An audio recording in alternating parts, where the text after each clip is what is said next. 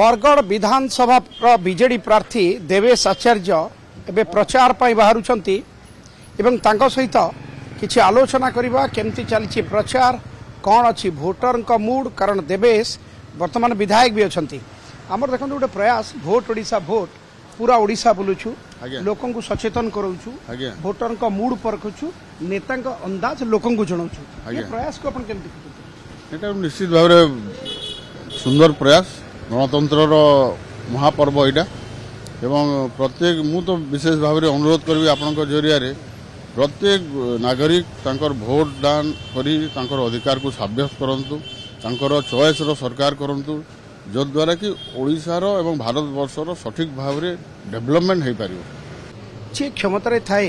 ता विरोध रे एंटी इनकम्बेंसी बोली कहा जाए ताको केमती मैनेज करछंती सुनतु आपण जदी इसको सेवा मनोवृत्ति रे रखिबे लोकंकर काम करिवे सरकार संगे ठीक जोगसूत्र रक्षा करी एरिया रो डेवलपमेंट करिवे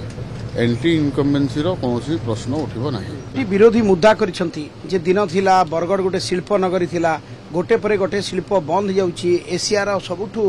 बृहत्तर चीनी कल थिला बंद हो गला ए सबु शिल्प जो बंद हो गला सीधा सड़क दायी आपनकु और आपनक परिवार को एवं सरकार को करछु।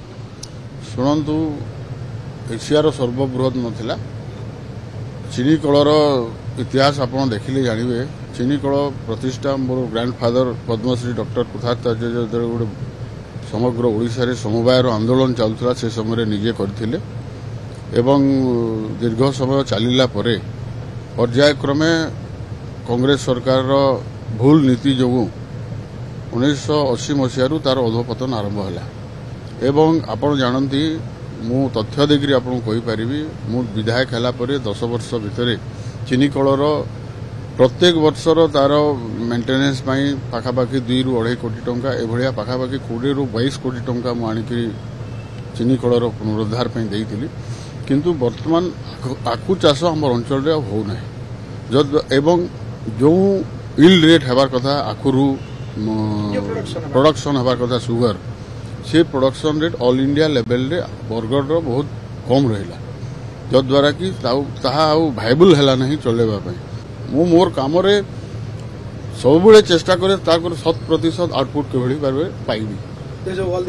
Thank you. भोट ओडिशा भोट भोट ओडिशा भोट भोट ओडिशा भोट भोट ओडिशा भोट।